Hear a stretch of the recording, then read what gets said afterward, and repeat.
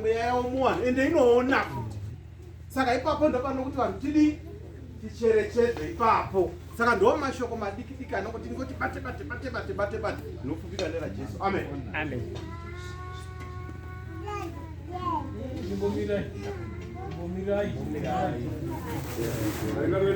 Amen. Amen.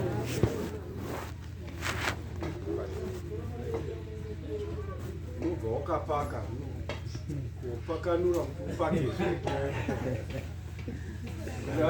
Yes. Marune nyasha takatenderwa kutambira Jehovha mutambo mukusha, asi Mwari ukachengeta vanhu mukusha kusvika mutambo uchingopera samakore ese. Ngati Mwari kudzwai garingari vereni. Yes. Tatenderwa iwapo nenyasha dzavo kwakudzwazve nenyasha dzavo. Saka tinoti Mwari iMwari vanorarama uye vanoda kukudzwa zvisine nguva. Rugare vatei. Nyarara. Amen. Zvino nyaya iri panapa ndeyechidhumbu.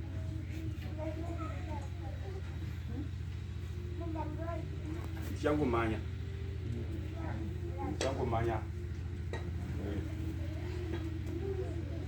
Mukaiverenga yachange basa. Nditi yachange basa ndiyo. Ndibatira pana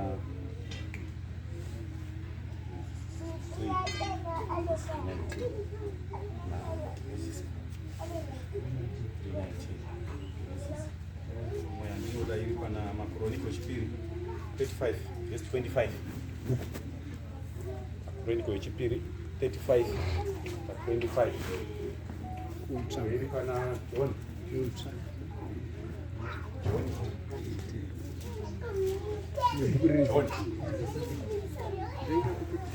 John pana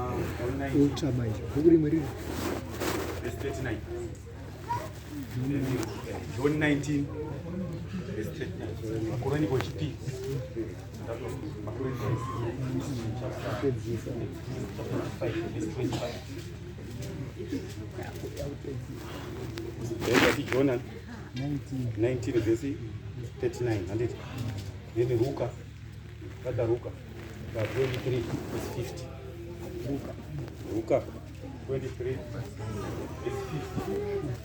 50. Yes.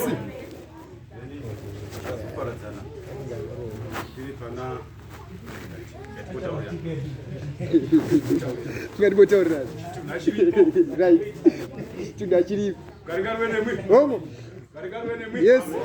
Urayiro wamufu wakabva kuna Mwari kuna Adamu watadza. Jehovha akati zvawatadza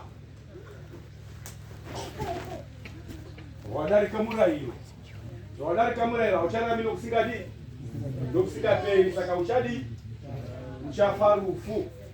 Ukaringarweni. Yes. Ndo pane rufu wasuda kuziva nezvako. Zvino mazwi aPauro panapa wanga achidzidzisa vanhu, asi ndinoda kumbobvunza. Verenga yatange basa. Panomubvunza ipapa. Yatange basa Vatesalonika yekutanga 4:13. Soro shoko kumuka kwavakafa nokudzoka kwaKristu. Kumuka kwavakafa nokudzoka kwani? KwaKristu. Kumuka kwavakafa nokudzoka kwaKristu. Kumuka kwavakafa nokudzoka kwaKristu.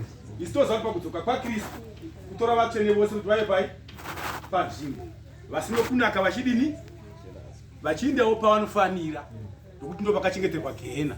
Ukaringarweremi. Yes. Ukari vatei. Yes. Saka pana mashoko atange nhangiri ipapapo, nhange nyaya ipapo. Verenga. Mashoko pa1 number pa13. Zvino hama dzangu. Saka hama hatidi kuti mushayiwe kuziva pamusoro pavavete. There is a problem. Hatidi kuti musava nezivo pamusoro pevanhu vari vavatawo.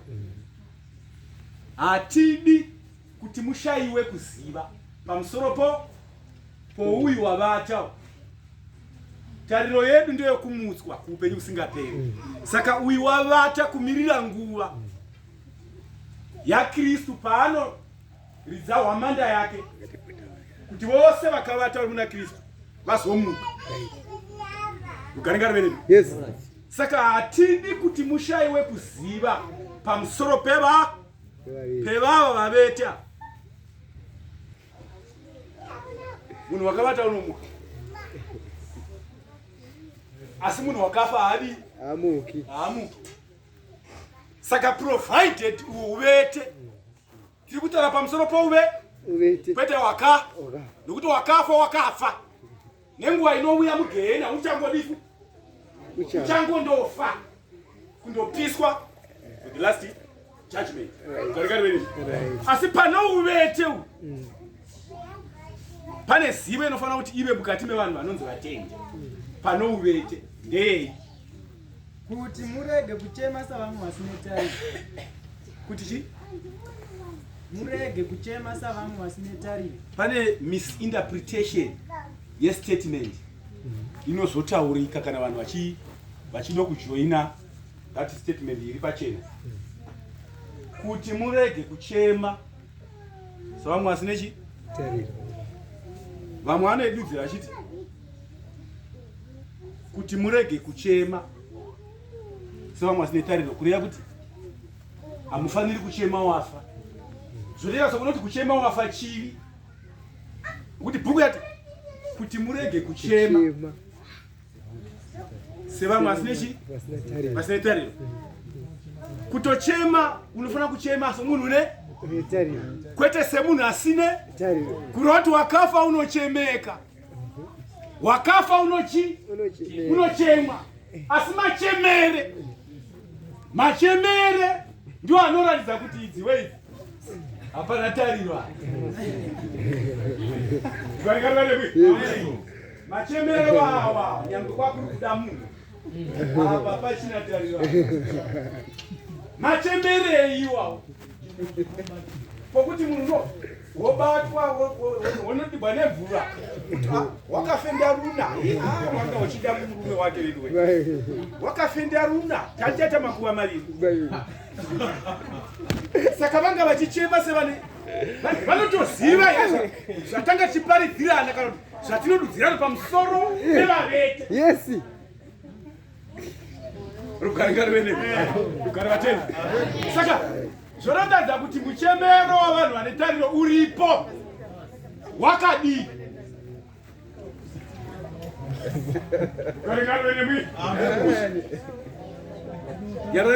Ndati muchemero wavanhu vane tariro wakadii. Mukadii.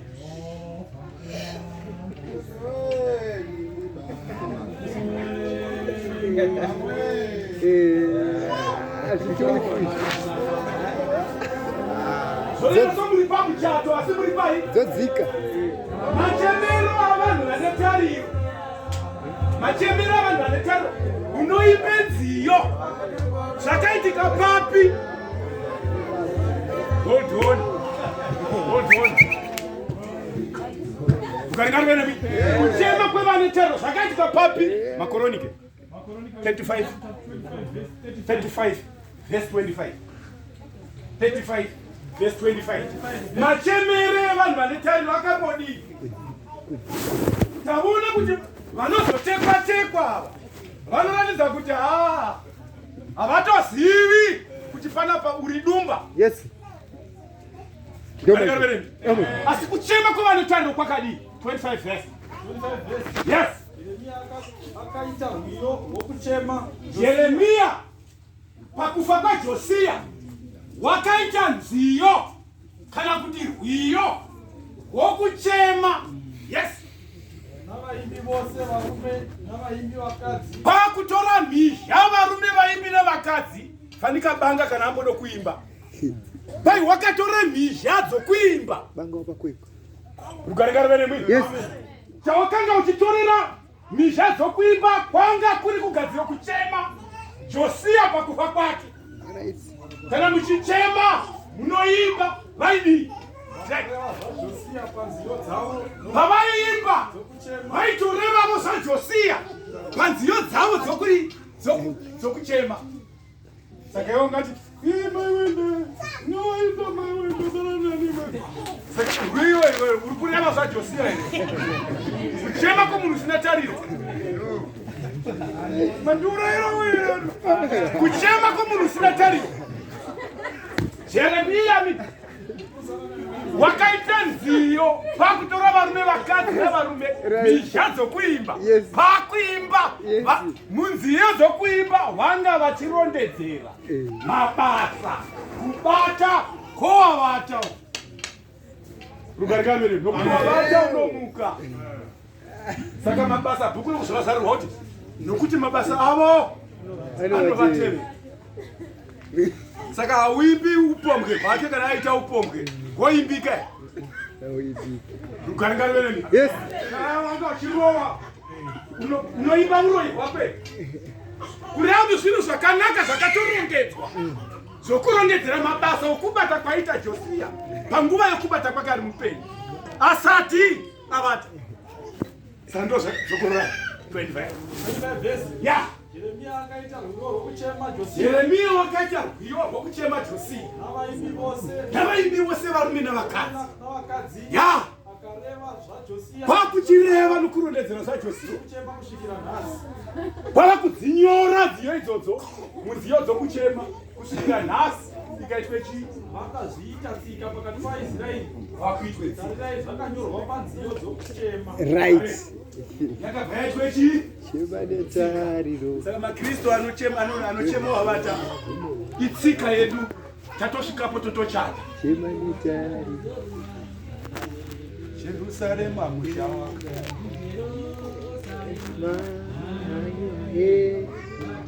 kureva kuti tariro yedu haisi yapano. Bhuku yata pano tinotama tiri matumba asi tinotsvaka mushe hwedu hweumambo huri kuda kwatagadzirwa ndiani? Ndijazi.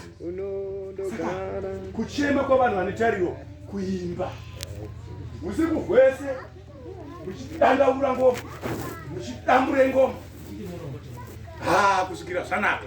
Garigari. Yes. Right. Kufa kwa Jesu. Bhuku yaRuka. Kufa kwa Jesu. Bhuku yaRuka chapter 23 number yakwa 50 soko. Kufa kwa Jesu. Anzi kuigwa kwani? Kwa Jesu. Pane shoko randoda riri pa 1935. 1939. Yani ya John. Wakabata John. Pa 1935 pane tsamba randoda iro 39 verse iyo. Kureva kuti munhu wafa unogezeswawo. Pakutogezwawo chi? Pakuzodzwa mafuta. Maona kuti kufa kwa Jesu mashoko versions anotaura zvakasiyana siyana mukutaura kurondedzera kwawo. Mama hatauri zvimwe asi mama anotaura zvimwe asi zvine basa zvacho ndozvinoita kuti titaure nezvazvo. Yes. Kuti munhu wafawo unogezwa. Yes. Saka pa 39 verenga 39 verse 1939 verse 39 na Nikodimowo. Bai Nikodimo uya wakambouya chiverevere usiku wakadi Iye wakambouya pakutanga usiku. ipo paya Wakauya nemura nearosi zvakavhenganiswa. wakatouya nemura nearosi Mapaundi anenge zvakavhenganiswa mapaundi anenge 100 pounds. Yes, Lord. Ugarigari vereni. Yes. Zvinonhuhwira mafuta. Wakauya nearosi nemura.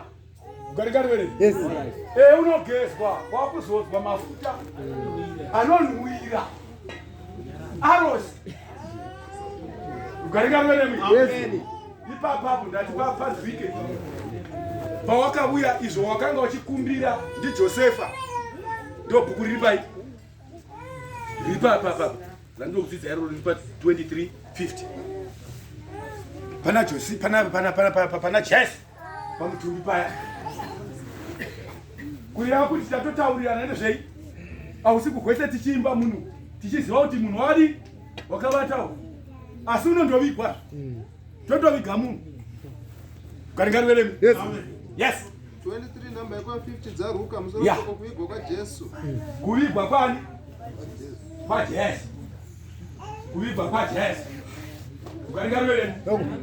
Zvinoenda namastages zvinosiyana siyana dai nokunakirira asi zvinhu zvese tati bhuku rokuchema munhu kupemberera vanhu vanenge vachifara kubva chitumbu chichibudiswa chichiiswa pashe panopembererwa vanhu vachiimba kutambira Mwari, vachiimba chidhumbu chiripo chinosumudzwa kanhambwe chinopoteswa pasi futi ngariroge dai nyangwe muri mumunda motseketudzwa vanhu vachitamba vachiridze ngoma.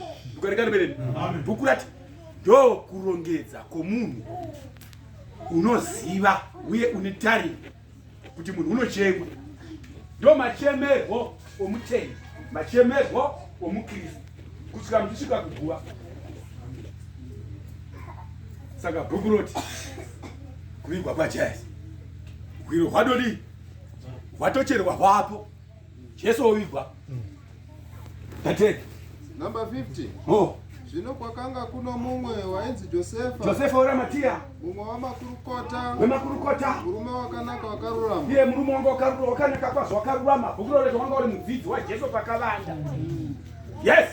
Iye wakanga kuti mutenduro bwana atendi. Yes. 51 verse. Oh. Iye wakanga asina kutenderana nawo pakurangana nokuita kwavo. Zvose zvakashata zvavakaita kusvika pakuuraya Kristu. Haana kutenderana nevakashata. Waiva weArimatia. Iye wanga uri weRamatia. Guta revaJudha. Yes. Wakanga vachimirira ushe hwaMwari. Wakanga akatotarisirawo tariro youshe hwani. Pane tsamba. Wanga akatomirirawo tariro yechi youshe hwa. Saka ndati pane tsamba riripo. Ungarekanbereni bwi? Ushe. Ngokuti munhu wavata wakamirira kuzomukira pai paushe hwaBaba.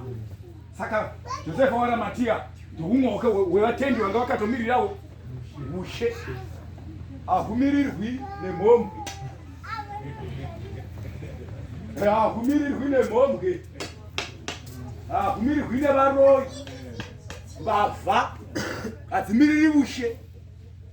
Hunomirirwa nevakarurama. Kwai wanga uri murume wakarurama worudzi rweRamatia. Josefa akatomirirawo ushe. Akakumbira mutumbi waJesu kuti adi. Number 52. Ya. Iye akaenda kuna Pilato akandokumbira. Wakuinda kumakurukota. Nokuti vamwe vane zvirudu chero hama dzacho. Matosvikapo vanenge vane zvirudu pai undo wedu. Saka imi zvamunoita kutosvika tisuwo tauya ana baba tinoziva kuti mwana wenyu weropa asi takasanganiswa muropa raJesu. Saka tokumbirawo mutumbi waPeter. Ukarekanbereni? Amen. Wakakumbira pakudi. Number 53. Yes. Akauburusa. Wakapiwa kwakuburusa mutumbi uya. Akauputira nomucheka. Kwakuputira nomucheka. Akamuisa mugwiro hwakanga hwakacherwa. Kwakumutsveta mugwiro hwakanga hwakacherwa pai. Makanga musina kumbovigwe munhu. Gwiro hwacho havana kuvhukunyira pakanga pakabigwa mumwe kuti vaise munhu. Gwiro hwakatocherwawo pa Virgin Land. Ukarekanbereni? Kuti vandotsveta mutumbi wani waJesu. Pakudi. Number 54. Yeah. Waiva musi wokugadzirira Sabata Iwoyo wanga uri musi wokugadzirira Sabata. Rodo kusvika. Take. Number 55. Yeah. Navakadzi vakanga vauya. Azveo kubvira kuenda varume bedzi. Bhuku roti navakadzi vakanga vatouyawo kuzochema murume uyu kana kuti mukadzi wavo wakavatawo. Hama yedu mukristu wavata. Pai navakadzi vakanga varipo. Vachibva Galirea. Vakatobvawo nzvimbo dzakasiyana-siyana. Vakatevera. Kwakuteverawo. Vakaona gwiro nomuisirwo mutumbi wake. Vakaonawo gwiro kwakuona nomaisirwo mutumbi mugwiro. Muchiiswamo. Ukarekanbereni? Amen. Ndiva nani vaivapo? Number 56. Yeah. Vakadzoka vakagadzira zvinonhuhwira namafuta. Ukarekanbereni? Amen. Ukarekanbereni? Amen. Vakadzi vana Maria vakanga varipo. Mukoti vakatoonawo namaisirwo omutumbu mugwiro. Saka mutumbu unoenda kugwiro ngei? Bhuku riri pa3:19. Nokuti rufu tati murayiro wani waMwari tiri pagwiro. Mutumbu wodziiswa kuiswa kupi? Panzvimbo yawo. Nemhaka yekuti Jehovha wakarayira wakati kudii? Ndio ati 3 verse 19. Genesis. Yeah. Jehovha wakarayira munhu ari mupenyu kuti pakugara kwako nokurarama kwako uchadya zvokurya zveziya rechiso chako kusvikira udzokere kuvhu. Ya chikonzero wakaumbwa uchibva kuvhu. Saka zvauri guruva ndo kwata back to where is your where you originated. Nokuti uri guruva. Yes. Uchadzokera zveku Guruva. munhu yeuka uri guruva. Yeuka iye uri ukaingarwere zvauri guruva uchadzokera zveku box raro. Vamafoshero vatovapo nokuti guruva rakadi wadzokera kwakabva nokuti ndo kwawakadi kwawakabva. Ugarigari Yes. ugaribate Bongo. muripo ipapo mongwarangwara bhuku rati 14 ndio 14 John 14 Listen.